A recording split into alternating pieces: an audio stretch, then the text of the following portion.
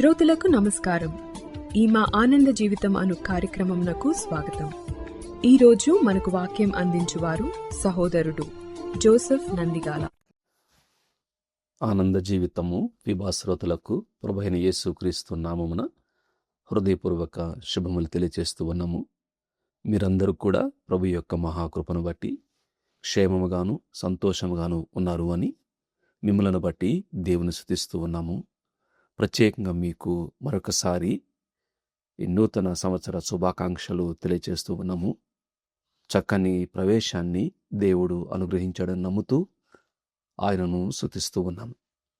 ఈ సమయంలో ఈ నూతన సంవత్సరంలో మనము మన జీవితం పట్ల ఒక స్పష్టత, క్లారిటీ కలిగి ఒక చక్కని డైరెక్షన్, ఏ దిశలో ఏ మార్గంలో మనం ముందుకు వెళ్ళాలి అనేటువంటి ఆశగానే ఉంటే, నా సమయాన్ని నేను సరిగా సద్వినియోగం చేసుకోవాలి, జ్ఞానయుక్తంగా నా సమయాన్ని నేను ఉపయోగించుకోవాలి అనేటువంటి ఆలోచన, ఆశ కానీ నీకు ఉన్నట్లయితే, అనవసరమైనటువంటి ఒత్తిడి నుంచి, అయిపోయిన తర్వాత ఉండేటువంటి బాధ, దాని నుంచి, ఒత్తిడి నుంచి, బాధ నుంచి నువ్వు బయటపడాలన్నా, చక్కని గుణలక్షణములు కలిగి, గమ్యము కలిగి, క్యారెక్టర్ అండ్ డెస్టినీ అన్న చక్కని యొక్క శీలము, గుణలక్షణములు, అలానే గమ్యం కలిగి ఉండాలి అన్నా, సంబంధాలు పటిష్టమైనటువంటి సంబంధాలు కలిగి ఉండాలన్నా, విలువలతో కూడినటువంటి జీవితాన్ని, ఆనందకమైనటువంటి జీవితాన్ని నీవు జీవించాలి అంటే, లేదా మనము జీవించాలి అంటే, ఒకటి ఏమిటంటే ప్రయారిటీస్, అంటే మన ప్రాధాన్యతలు. మనము మన ప్రయారిటీస్ని, మన ప్రాధాన్యతలను మనము ఎరిగి ఉండాలి. ప్రాధాన్యత అంటే ఏది ముందు, ఏది తరువాత, మొట్టమొదట ఏం చేయాలి, ఆ తర్వాత ఏం చేయాలి, దాని తర్వాత ఏం చేయాలి అనేది ఒక ప్రాధాన్యతతో కూడినటువంటి జీవితం. కానీ మన ప్రాధాన్యత ఏమిటి, నేను మొదట దేనికి నేను ప్రాధాన్యత ఇవ్వాలి అనేటువంటి అవగాహన లేకపోతే, ఎవరు పిలిస్తే అటు పోతాను, ఏది ఎదురైతే దాన్ని చేస్తాను, నాకంటూ ఒక ప్రాధాన్యతలు ఏమీ లేదు, నా భావాలు, నా భావోద్రేకాలు, పరిస్థితులు, అలవాట్లు, ఆచారాలు, వీటిని బట్టి నేను ముందుకెళ్ళిపోతాను అంటే అది అంత అర్థవంతంగా ఉండదు, సమయము వ్యర్థమవుతూ ఉంటుంది, ఆనందం ఉండదు అనే విషయాన్ని ప్రభు పేరట మనవి చేస్తున్నాను. అందువల్ల ఈరోజు దేవుని వాక్యంలో నుంచి మన ప్రాధాన్యతలను మనం ఏ విధంగా మనము సెట్ చేసుకోవాలి, వాటిని మనము అలవర్చుకోవాలి, ఏది మొదట ఏది తరువాత అనేది బైబిల్ గ్రంథం చాలా స్పష్టంగా తెలియజేస్తూ ఉంది. దానికి సహాయకరంగా అక్కడక్కడ కొన్ని వచనాలు నేను చదువుతాను. అపోస్తలుడైన పౌలు కొలస్సీలకు రాసిన పత్రిక 1వ అధ్యాయము 18వ వచనాన్ని చదువుతున్నాను. సంఘము అను శరీరమునకు ఆయనే శిరస్సు, ఆయనకు అన్నిటిలో ప్రాముఖ్యము కలుగు నిమిత్తము అన్నాడు. ప్రీ ఎమినెన్స్, ప్రాముఖ్యత, అన్నిటిలో ఆయనకు ప్రాముఖ్యత కలుగు నిమిత్తము, ఆయన ఆది అయ్యుండి మృతులలో నుండి లేచుటలో ఆది సంభూతుడాయను. చదవని వాక్యాన్ని దేవుడు దీవించునుగాక. ఇక్కడ ఒక ఆయనకు అన్ని విషయములలో అన్నిటికంటే మనం ప్రాధాన్యత ఇవ్వాలి అన్నాడు. ఎవరు ఆయన? ఆయన గురించి 15వ వచనంలో అదృశ్య దేవుని స్వరూపి అన్నాడు, సర్వ సృష్టికి ఆది సంభూతుడు అన్నాడు, ఆధారభూతుడు అన్నాడు. 17వ వచనంలో అన్నిటికంటే ముందుగా ఉన్నవాడు ఆయనే సమస్తమునకు ఆధారభూతుడు అన్నాడు. ఆయన యందు సర్వ సంపూర్ణత ఉంది అన్నాడు. ఆయనే ఆది అయ్యున్నాడు, మృతుల్లో నుండి లేచుటలో ఆది సంభూతుడు అనే మాట వ్రాయబడింది. ఇంకొకటి ఏముందంటే, సర్వమును ఆయన యందు సృజింపబడెను, సర్వమును ఆయన ద్వారాను ఆయనను బట్టియు సృజింపబడెను. ఎవరు ఆయన అంటే 14వ వచనంలో ఏమన్నాడు అంటే, ఆ కుమారుని యందు అన్నాడు. అంటే యేసుక్రీస్తు ప్రభువారి గురించి ఇక్కడ మాట్లాడుతూ, ఇక్కడ ఆయనకు అన్నిటిలో ప్రాముఖ్యత అంటే యేసుక్రీస్తు ప్రభువారికి అన్నిటిలో ప్రాముఖ్యత కలుగు నిమిత్తము ఆయన ఆది అయ్యుండి మృతుల్లో నుండి లేచుటలో ఆది సంభూతుడు అనే మాట. అంటే మొట్టమొదట దేవుని యొక్క ప్రణాళికలో, ఆయన సంకల్పములో నీ పట్ల, నా పట్ల, మానవాళి అందరి పట్ల దైవిక సంబంధమైనటువంటి ప్రాముఖ్యత, ప్రాధాన్యత ఏమిటంటే ఆయనకు అన్నిటిలో ప్రాముఖ్యత కలుగు నిమిత్తము అనేది. కాబట్టి మొట్టమొదట ఇది దేవుడే సెట్ చేశాడు. ఇక్కడ మనకు చాయిస్ ఏం లేదు.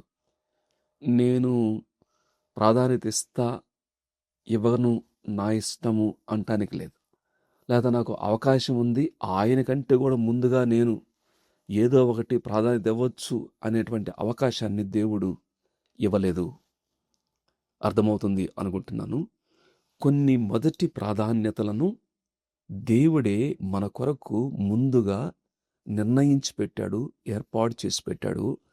మనము వాటిని అర్థం చేసుకొని మన అనుదిన జీవితాలను దానికి అలైన్ చేయటము అంటాము. రీఅలైన్మెంట్ అంటారు. ఏదైనా ఒక వస్తువు ఏదైనప్పుడు దాన్ని రీఅలైన్ చేస్తారు. కొంచెం పక్కకు వచ్చినప్పుడు, లేకపోతే జరిగినప్పుడు, పడిపోతున్నప్పుడు దాన్ని కొంచెం రీఅలైన్మెంట్ అంటారు. ఆ రీఅలైన్మెంట్ అంటే ఏంటిదంటే, అంతకు ముందు ఏదైతే దాని యొక్క ఉద్దేశం ఉందో దాని ప్రకారంగా దాన్ని ఏర్పాటు చేయటము. ఇప్పుడు మనం నేర్చుకోవాల్సిందంటే మొట్టమొదటి ప్రాధాన్యత అన్నిటికంటే, అన్ని విషయాలలో యేసుక్రీస్తు ప్రభువారికి ప్రాధాన్యత ఇవ్వటము అనేటువంటి వాక్య భాగాన్ని మనం చదువుతున్నాము. అంటే దాని అర్థం ఏంటిది? అన్నిటిలో ఆయనకు ప్రాధాన్యత ఇవ్వటము అంటే ఆయన ఎవరో అర్థం చేసుకుని, ఆయన ఎందుకు ఈ లోకానికి వచ్చాడో అర్థం చేసుకుని, ఆయన చనిపోయాడు, సమాధి చేయబడ్డాడు, మృతుల్లో నుండి లేచుటలో ఆది సంభూతుడు అని ఆయనను అర్థం చేసుకొని ఆయనను అంగీకరించటము, ఆయన నీ జీవితంలో ఆయనే ఆధారభూతుడుగా, ఆది సంభూతుడుగా, ఆయన అదృశ్య దేవుని స్వరూపిగా మృతుల్లో లేచుటలో ఆది సంభూతుడిగా, నా కొరకు నీవు మరణించావు, నా కొరకు తిరిగి లేచావు, నన్ను సమాధానపరిచావు, నాకు సంతోషాన్ని, సమాధానాన్ని ఇవ్వటానికి ఈ పని చేశావు అని దైవత్వం యొక్క సర్వ పరిపూర్ణత ఆయన యందే ఉంది. బుద్ధి జ్ఞాన సర్వ సంపదలు ఆయన యందే ఉన్నాయి. ఆయనే శిరస్సై ఉన్నాడు అని ఆయనను సరిగా అర్థం చేసుకుంటూ, ఆయన దేవుడు అని, మానవునిగా ఈ లోకానికి నీ కొరకు, నా కొరకు వచ్చాడు అని, నీ పాపముల కొరకు, నా పాపముల కొరకు మరణించాడు అని, మరణించి సమాధి చేయబడి అట్టే ఉండకుండా ఆయన మరణమును జయించి తిరిగి లేచాడు అని ఆయనను అంగీకరించుట, ఆయనను ఆరాధించుట, ఆయనకు ప్రాధాన్యత ఇవ్వటం. కాబట్టి మొట్టమొదట ఆయనను అర్థం చేసుకొని ఆయనను అంగీకరించటము, ఆయనకు ప్రాధాన్యత ఇవ్వటం. రెండోది ఏమన్నాడు అంటే, ఇక్కడ ఆయనను ప్రేమించాలి అన్నాడు.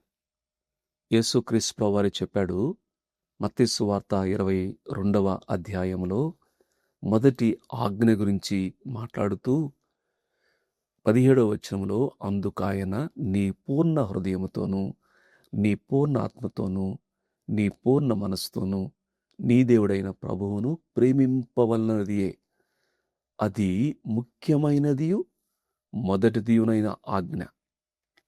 నీకు నిజంగా ఈయన అన్నిటిలో ఆయనకు ప్రాధాన్యత ఇవ్వటము అంటే ఆయన ఎవరో అర్థం చేసుకొని ఆయన అంగీకరించటము. రెండవది ఆయనను ప్రేమించటము. అన్నిటికంటే మనకు మత్తయి సువార్తలో యేసుక్రీస్తు ప్రభువారు అంటారు, తండ్రి కంటే, తల్లి కంటే, అన్నదమ్ముల కంటే, అక్క చెల్లెండ్ర కంటే, తన ప్రాణం కంటే కూడా ఆయనను ఎక్కువగా ప్రేమించాలి అని దేవుడు కోరుకుంటున్నాడు. మన హయ్యెస్ట్ లవ్ అంటాం. మొదటి ప్రేమ, ఉన్నతమైన ప్రేమ, సంపూర్ణమైనటువంటి ప్రేమ, శరీర ప్రాణాత్మ దేహాలు. ఇక్కడ ఉన్నాడు కదా, పూర్ణ ఆత్మ అన్నాడు, పూర్ణ హృదయం అన్నాడు, పూర్ణ మనస్సు అన్నాడు. నా భావాలు, నా భావోద్రేకాలు, నా అంతరంగం, నా ప్రవర్తన, ఇవన్నీ కూడా అన్నిటి ద్వారా, కేవలం పెదవుల ద్వారా మాత్రమే కాకుండా, మాటల ద్వారా మాత్రం కాకుండా, మనసుతో, హృదయముతో, ఆత్మతో ఆయనను ప్రేమించటము అనే మాట జ్ఞాపం చేశాడు. అందువల్ల కొన్నిసార్లు ఈ ప్రేమ తగ్గేటువంటి అవకాశం ఉంది. యేసుక్రీస్తు ప్రభువారిని వేరే వాటిని సమానంగా చేసి రెండింటిని ప్రేమించేటువంటి ప్రమాదం కూడా ఉంది. అందువల్లనే దేవుడు ప్రకటన గ్రంథంలో ఒక సంఘానికి జ్ఞాపకం చేశాడు. ఇదిగో నీవు మొదటి ప్రేమను నీవు వదిలావు, విడిచిపెట్టావు. కాబట్టి ఆయనను ఉన్నతమైనటువంటి ప్రేమతో ప్రేమించాలి. అట్లా ప్రేమిస్తే ఆయనకు ప్రాముఖ్యత, ఆయనకు ప్రాధాన్యత ఇచ్చినట్లు అనే విషయాన్ని మనం అర్థం చేసుకోవాలి. అంత మాత్రమే కాదు, యేసుక్రీస్తు ప్రభువారు దేవునికి ఏ విధంగా ప్రాధాన్యత ఇచ్చాడో మార్కు సువార్త 1వ అధ్యాయము 42వ వచనములో ఈ విధంగా ఉంది. మార్కు సువార్త 1వ అధ్యాయము 38వ వచనం, 35వ వచనం. ఆయన పెందలకడని లేచి ఇంకనూ చాలా చీకటి ఉండగానే బయలుదేరి అరణ్య ప్రదేశమునకు వెళ్ళి అక్కడ ప్రార్థన చేయుచుండెను. అన్నిటిలో ఆయనకు ప్రాధాన్యత ఇవ్వటము అంటే ఏమిటంటే, యేసుక్రీస్తు ప్రభువారు పెందలకడని లేచి ఇంకా చీకటి ఉండగానే ప్రభు సన్నిధికి వెళ్ళి అక్కడ ప్రార్థన చేసినట్టుగా మనం చూస్తాము. మిగిలిన వారితో సంబంధం, సంభాషణ, సహవాసం, రకరకాల వాటిని కలగక ముందే పెందలకడనే రోజులో మొదటి గడియలే నీవెప్పుడు లేస్తావో, లేదా వేకువజామున ఎప్పుడు లేస్తే అప్పుడు మొదట ఆయనను కలుసుకోవటం, ఆయనతో మాట్లాడటం, ఆయనతో సమయం గడపటము అనేది యేసుక్రీస్తు ప్రభువారు ఆ ప్రాధాన్యత ఇవ్వటము అంటే ఏంటిదో మనకు మాదిరికరంగా చూపిస్తున్నాడు. 3 విషయాలు నేను జ్ఞాపం చేశాను. అన్నిటిలో ఆయన ప్రాధాన్యత అంటే, ఒకటి అర్థం చేసుకొని అంగీకరించటము, రెండోది అన్నిటికంటే ఎక్కువగా ఆయన్ను ప్రేమించటము, మూడవది అన్నిటికంటే ముందుగా ఆయనతో సమయాన్ని గడపటము, ఆయన మాట వినటానికి, ఆయనతో మాట్లాడటానికి, ప్రార్థన చేయడానికి మనము సమయం హెచ్చించటము, ఆయనకు ప్రాధాన్యత ఇవ్వటము అనే విషయాన్ని ప్రభు పేరట మనవి చేస్తూ ఉన్నాను. అదే సమయంలో మన అనుదిన జీవితంలో ఈ విధంగా మన ప్రయారిటీస్, మన ప్రాధాన్యత అంటే మొదట ఆయనే చెప్పాడు. ఏమన్నాడు అంటే, మనకు ఏమి తిందుమో, ఏమి తాగుదమో, ఏమి ధరించుకుందుమో, కాబట్టి భవిష్యత్తు గురించినటువంటి ఒక చింత, ఒక ఆందోళన, భయము, ఇవన్నీ కూడా ఉండేటువంటి అవకాశం ఉంది. మానవులం కాబట్టి ఈ లోకంలో పరిస్థితులు కొంత మనసార్లు భయపెడుతూ ఉంటేవి, భవిష్యత్తు భయపెడుతూ ఉంటుంది. అయితే ప్రభు చెప్పిన మాట ఏమిటంటే, ఇదిగో మీరు దేని గురించి చింతపడవద్దు, మీరు భయపడవద్దు. అయితే మనం చేయాల్సిన వాడు చెప్పాడు. ఏమన్నాడు అంటే, నా రాజ్యమును, నా నీతిని మొదట వెదకుడి అన్నాడు. అప్పుడు అవన్నీ మీకు అనుగ్రహింపబడును. ఏదైతే మనం చింతపడుతూ ఉన్నామో అవన్నీ కూడా మీకు అనుగ్రహింపమును అని 6వ అధ్యాయం మత్తయి సువార్త 6వ అధ్యాయం 33వ వచనంలో, మీరు ఆయన రాజ్యమును నీతిని మొదలు వెదకుడి, అప్పుడు అవన్నీ అంటే పైన చెప్పినటువంటి ఏమి తిందుమో, ఏమి తాగుదమో, ఏమి ధరించుకుందుమో అనేటువంటి వాటి గురించి దేవుడు మనకిస్తాడు అనే విషయాన్ని జ్ఞాపం చేశాడు. కాబట్టి అనుదిన జీవితంలో అన్నిటికంటే ప్రాధాన్యత ఇవ్వటం అంటే, మన చింతల కంటే, మన బాధల కంటే, మన యొక్క వేరే వేరే వాటికంటే కూడా దేవుని రాజ్యం. అందువల్ల ప్రార్థనలో మనం అడగవలసిన మొట్టమొదటి ఏమిటి? అయ్యా, నీ నామం పరిశుద్ధత, నీ రాజ్యం, అదే సమయంలో నీ చిత్తం అనేటువంటి నీ నీ నామం, నీ రాజ్యం, నీ చిత్తం, అది మన యొక్క ప్రాధాన్యత అని ప్రభు మనకు జ్ఞాపం చేశాడు. అట్లానే అనుదిన జీవితంలో కొనసాగుతూ ఉంటున్నప్పుడు ఇక్కడ ఏమన్నాడు అంటే మత్తయి సువార్త 5వ అధ్యాయంలో కూడా, ఒకవేళ నీవు నీ సంబంధాలను బట్టి ఏదైనా ఇబ్బంది ఏర్పడినప్పుడు 5:24 ఏమన్నాడు అంటే, మొదట నీవు నీ సహోదరునితో సమాధానపడు అన్నాడు. 24వ వచనంలో, అక్కడే బలిపీఠం ఏర్పడిన విడిచిపెట్టి మొదట వెళ్ళి నీ సహోదరునితో సమాధానం. కాబట్టి బలులు, అర్పణలు ఇవన్నీ మంచిదే, కానీ సమాధానం లేకుండా, సంతోషం లేకుండా వీటిని అర్పించటం వలన ప్రయోజనం లేదు, అంగీకరింపబడదు అని చెప్తున్నాడు. కాబట్టి మొదట చేయాల్సింది ఏమిటంటే ప్రాధాన్యతలు. మనం సమాధాన పడాలి. నీ సహోదరునితో సమాధాన పడు అన్నాడు. మన ఎవరితోనైనా అనవసరంగా మనస్పర్ధలు, భేదాభిప్రాయాలు, రకరకాల అపార్థాలు, అనర్థాలు ఇవన్నీ కూడా ఉంటున్నప్పుడు, మన తప్పు లేకపోయినప్పటికి కూడా మనల్ని బట్టి వేరే వారు బాధపడుతుంటే మనం చేయవలసింది ఏమిటంటే వారితో సమాధాన పడటము మొదట. కాబట్టి సమాధానానికి ప్రాధాన్యత ఇవ్వటము ఇక్కడ జ్ఞాపకము చేశాడు. అంత మాత్రమే కాదు, మత్తయి సువార్త 7వ అధ్యాయము 25వ వచనంలో ఏమన్నాడు అంటే, వేషధారి, మొదట నీ కంట్లోనున్న దూలమును తీసివేసుకునము. అంటే మొదట నా అనుదిన జీవితంలో నన్ను నేను పరీక్షించుకోవాలి. మొదట నా కంటిలో, లేకపోతే నా హృదయంలో, నా మనసులో ఏమైనా ఉంటే, దూలాలు అంటే పెద్దవి, ఎదుటివారి కంటిలో నలుసు చిన్నదే ఉంటుంది, నా దగ్గర పెద్ద సమస్య ఉంటుంది, పెద్ద బలహీనత ఉంటుంది. కానీ నా బలహీనతను కప్పిపెట్టి, నా పాపమును కప్పిపెట్టి, వేరే వారి యొక్క చిన్న బలహీనతను దాన్ని పెద్ద చేసి దాన్ని అందరి ఎదుట అవమానకరంగానో లేకపోతే మరొక రకంగా దాన్ని చూడటం అనేది అది క్షేమం కాదు అన్నాడు. అది వేషధారణ అన్నాడు. కాబట్టి మొదట ఏం చేయాలి అంటే నన్ను నేను పరీక్షించుకొని ఇవైనా లోటుపాట్లు సరి చేసుకోవలసినవి, మార్చుకోవలసినవి, మానవలసినవి, విసర్జించవలసినవి, విడిచిపెట్టవలసినవి ఏమైనా ఉంటే వాటిని ఏం చేయాలంటే సరి చేసుకోవాలి. ఎప్పుడైతే సరి చేసుకుంటామో, మొదట మనల్ని మనం సరి చేసుకుంటామో, అప్పుడు వేరే వారు కూడా మనం చెప్పినప్పుడు సరి చేసుకోవడానికి ఇష్టపడతారు. కాబట్టి ఈ సమయంలో అన్నిటిలో యేసుక్రీస్తు ప్రభువారికి ప్రాధాన్యత అన్నాడు. అంటే ఆయనను అర్థం చేసుకొని అంగీకరించటమని, ఆయనను ప్రేమించటమని, ఆయనతో సమయం గడపడమని మనం జ్ఞాపకం చేసుకుందాం.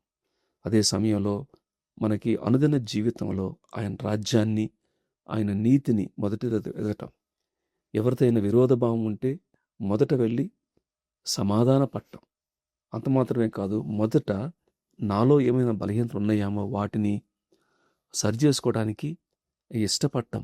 ఇవన్నీ కూడా మనకు మన ప్రాధాన్యతలను మనం అర్థం చేసుకోవాలి అండి.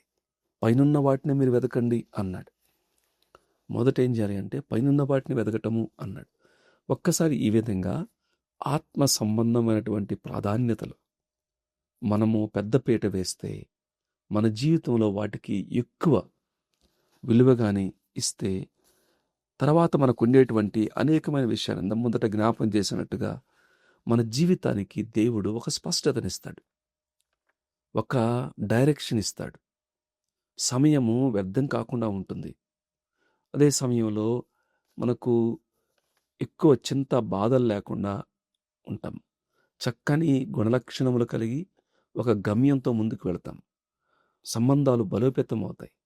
విలువలతో జీవిస్తాం.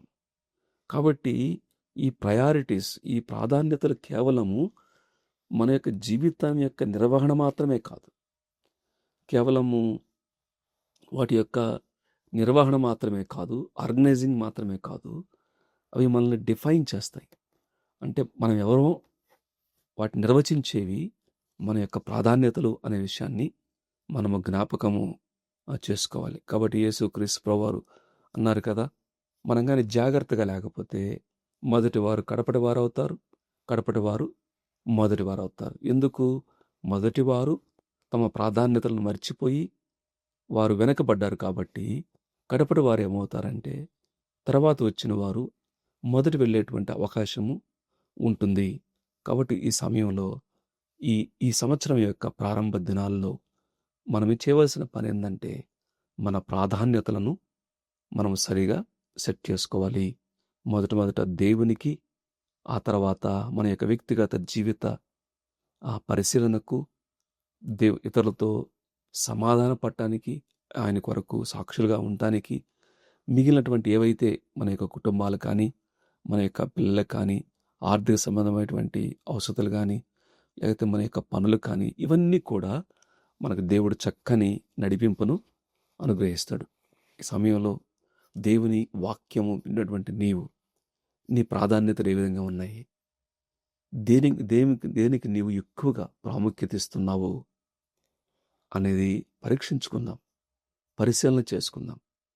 ఒకవేళ ఇంకా యేసుక్రీస్తు ప్రభువారిని కానీ అంగీకరించకుండా నీ జీవితం అట్లానే కొనసాగుతూ ఉంటే బైబిల్ గ్రంథం చెప్పేది ఏమిటంటే, ఏ దినమున ఏం జరుగుతుందో మనకు తెలియదు. సమయం ఉండగానే దేవునితో మాట్లాడుతున్నప్పుడే ఆయన్ను అర్థం చేసుకొని అంగీకరించండి. నమ్ముకున్న వారము మొదట ఆయన రాజ్యాన్ని వెతుకుదాం, ఆయన్ని ప్రేమిద్దాం, ఆయనతో సమయము గడుపుదాం, ఇతరులతో సమాధాన పడదాం, మనం పరీక్షించుకుందాం. తద్వారా ఆత్మ సంబంధమైనటువంటి ఆనందాన్ని, చక్కని జీవితంలో ఈ సంవత్సరం గడపడానికి పరిశుద్ధాత్మ దేవుడు సహాయం చేయనుగాక. దేవుడి వాక్య భాగాన్ని దీవించి ఆస్వాదించనుగాక. మా ఫోన్ నంబర్ 9480585039 మరియు ఈమెయిల్ ఐడి info@fibaonline.org. మా ఫోన్ నంబర్ మరొకసారి 9480585039. Email ID info@fibaonline.org.